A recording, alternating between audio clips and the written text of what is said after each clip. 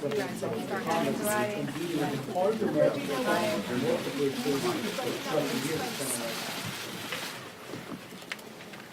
afternoon.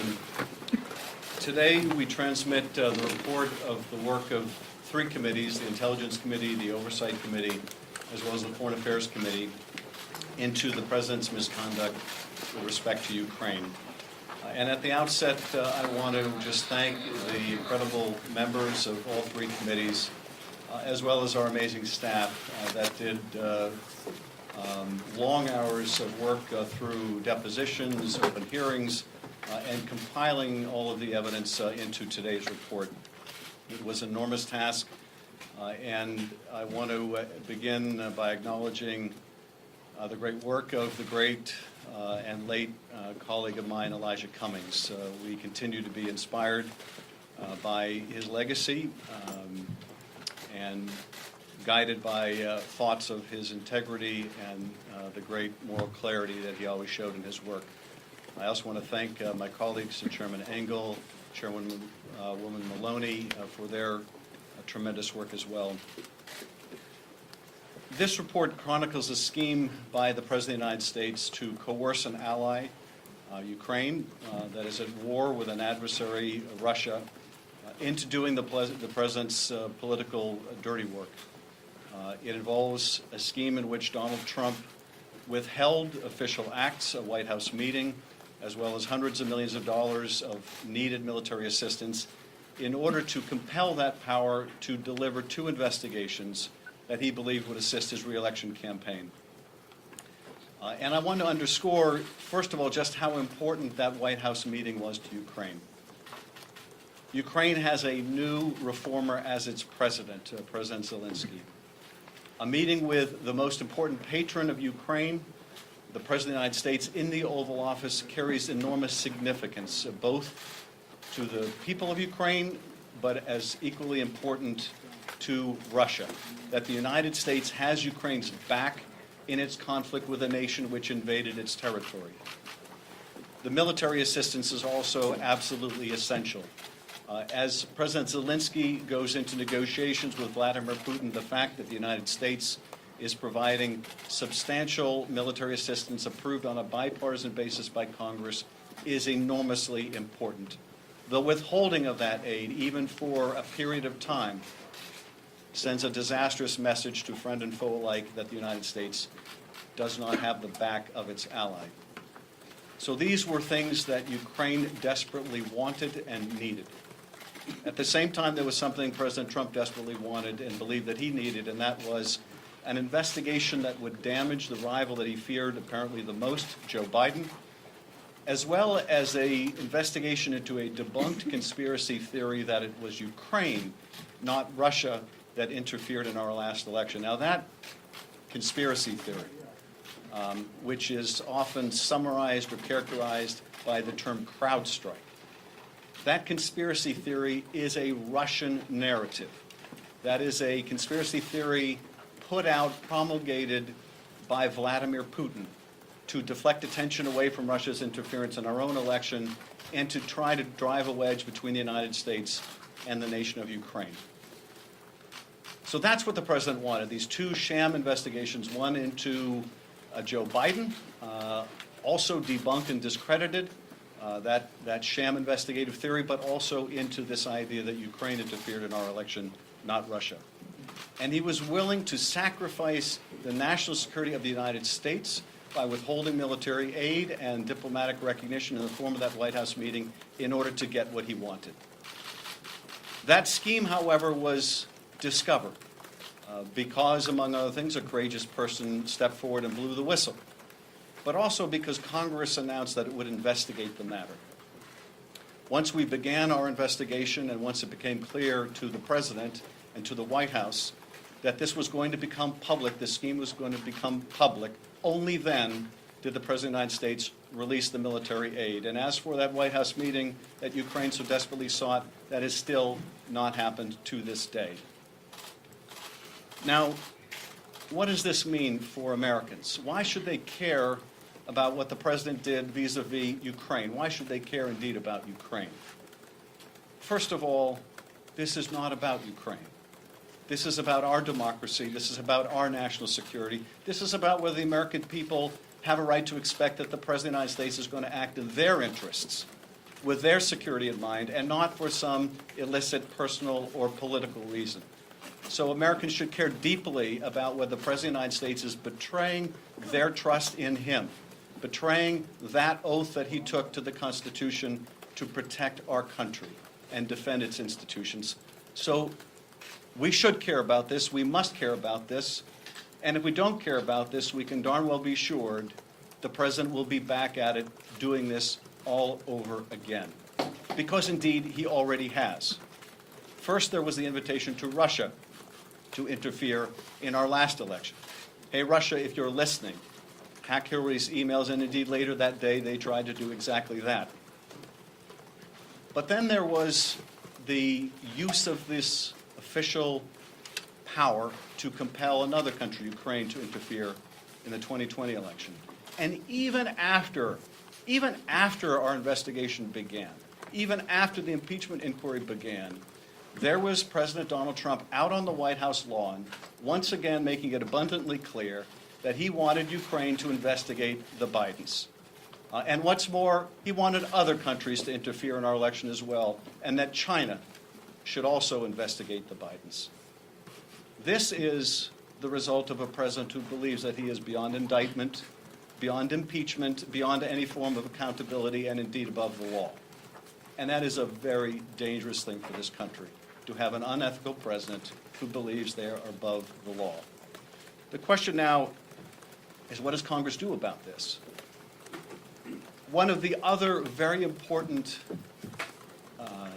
elements of our report today, which goes beyond the president's misconduct with Ukraine, goes to the president's obstruction of the Congress, of a co-equal branch of government. And I want to underscore also the seriousness of this misconduct, because the president informed every department for which we sought records, the State Department, the Office of Management Budget, which has the records about the withholding of the aid, the Defense Department, his own White House personnel, to refuse to turn over a single document in answer to congressional subpoenas. The president instructed witnesses not to appear. The president used his office and his bully pulpit to try to intimidate witnesses. If the Congress allows a president to so fully and blanketly obstruct the work of Congress, even involving an impeachment investigation into the president's own misconduct, then we are begging for more of the same. We are signaling to any future president they can engage in whatever corruption, malfeasance, or negligence, and they are beyond accountability. And to my GOP colleagues, they need to consider that when we have a Democratic president, are they willing to say, in answer to their oversight, that a president may simply refuse? Because if they are, and if we do, it will mean that the balance of power between our branches of government will be fundamentally altered, and altered for the worse. It will mean that future corruption, malfeasance, and incompetence will be far more likely than it is today.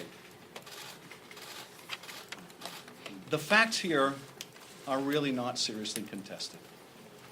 Indeed, the testimony of the witnesses was remarkably consistent. And you might be forgiven, having watched the hearings and watched the reaction of the members of the two parties to the testimony of these witnesses, if you thought that there were two different hearings going on at the same time. This points out another danger that the Founding Fathers were all too aware of, and that is the danger of excessive factionalism. That is, that a political party may become so wedded to a president of their own party that they're unwilling to do their constitutional duty. But I firmly believe that if one party relinquishes its responsibility to the Constitution and to their oath, it does not relieve us of our obligation to the same. And I hope that every member of the House and the Senate, whether these proceedings go forward in the House or they don't, will keep in mind their duty is to the Constitution, not to the person of the President. That ought to be our guiding principle. Finally, I think what's presented to us here is really so aptly summed up in what the President's own Chief of Staff had to say when he informed the country that, yes, indeed, they had withheld military aid to get this political investigation. He told us to get over it, to get over it. That is what the President does. We should just get over it. This is essentially what he was saying, that we need to just get used to the idea of a corrupt president and get over it. And so we will have to decide, given that the evidence of this misconduct is so clear and uncontested, are we prepared to just get over it? Are we prepared to say that henceforth we must expect from this president and those who follow that there will be a certain amount of corruption in which the national security of the country will be compromised, in which the oath of the office will mean that much less, in which the belief in the rule of law in the United States will be that much less? Is that what we're simply to get over or get used to? Well, I, for one, don't think we should get over this. I don't think we should get used to this. I don't think that's what the founders of this country had in mind. Indeed, I think that when they prescribed a remedy, this kind of conduct by a president of the United States putting his own personal political interests above the interest of the American people was exactly why they prescribed a remedy as extraordinary as the remedy of impeachment. And so we have a very difficult decision ahead of us to make. And I have every confidence that the Judiciary Committee, in consultation with the entire caucus and our leadership, will not only receive this report, as well as the reports of others, and make a proper determination about whether articles of impeachment are warranted. With that, I'm happy to respond to your questions. When did you obtain the cell phone records that are in this report, and what did they tell you that you didn't learn otherwise from the witnesses you interviewed? Yeah. Well, I can't go into specifics of dates in which we obtain certain evidence, or indeed whether we obtain communications from one or multiple parties. But certainly the phone records show that there was considerable coordination among the parties, including the White House. Coordination in the smear campaign against Ambassador Yovanovitch, which cleared the way for the three amigos to take over a significant part of Ukraine policy. Coordination in the execution of that policy. And that this was indeed a continuum that began even prior to the recall of the ambassador. Now, Gary, your question gets to a very important point, which is there is more investigative work to be done. One of the issues that we are looking into is, did this scheme begin far earlier than we first understood?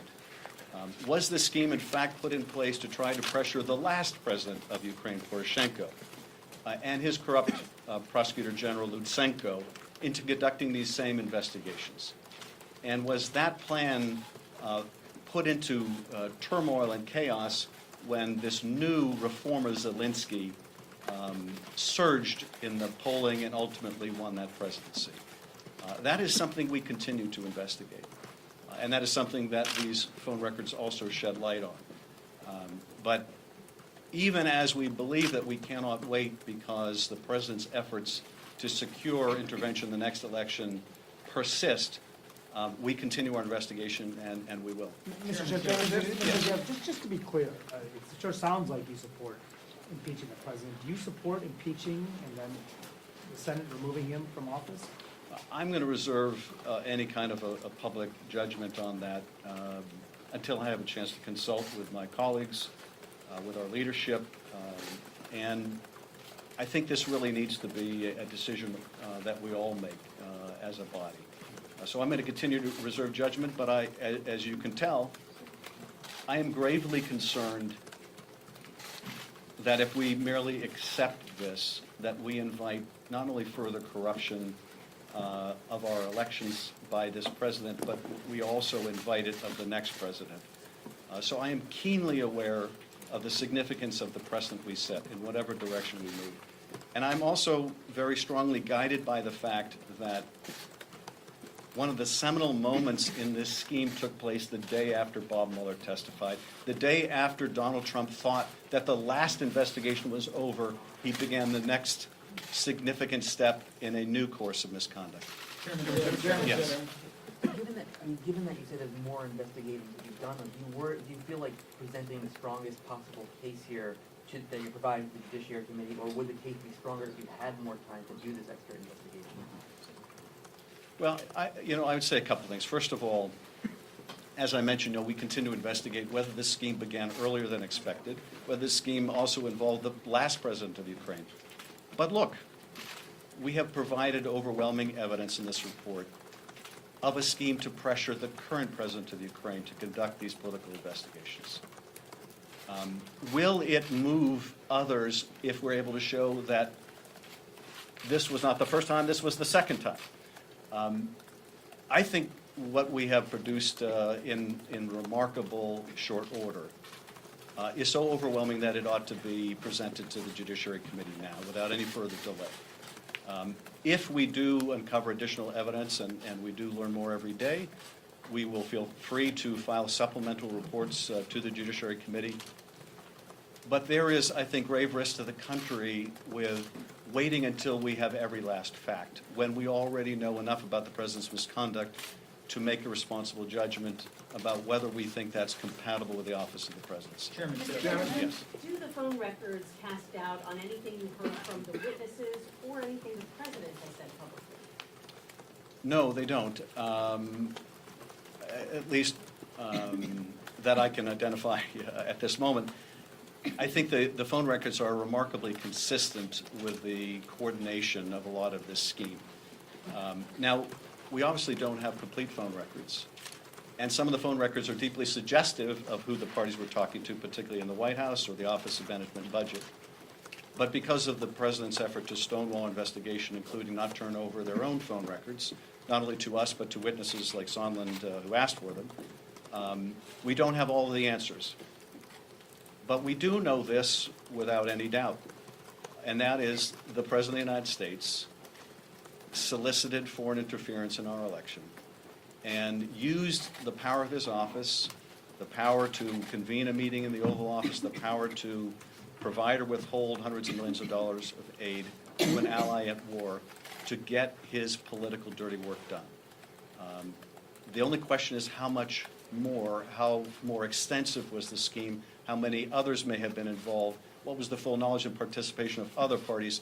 And while we intend to get the answers to those questions and let the American people know the full facts, we do not intend to delay when the integrity of the next election is still at risk.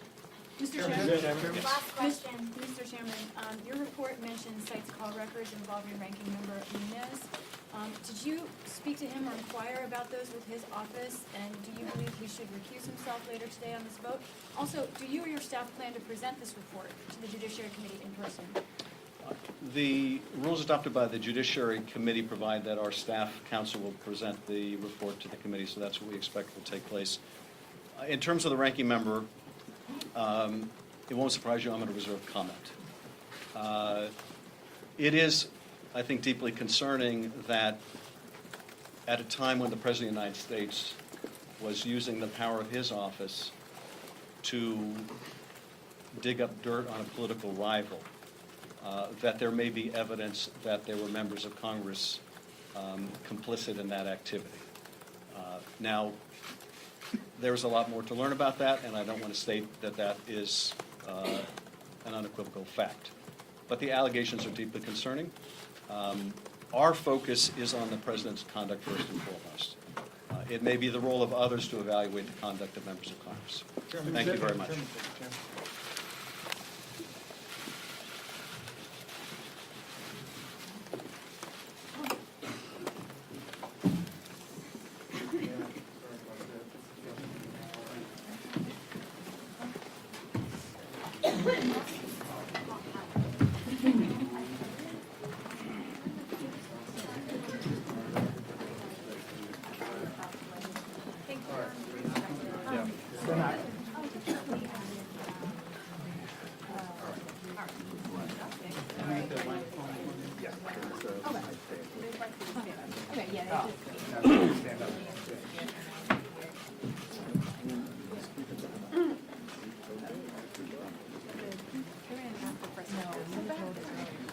Is that the whole thing?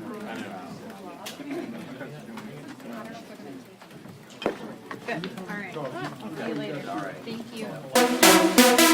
you.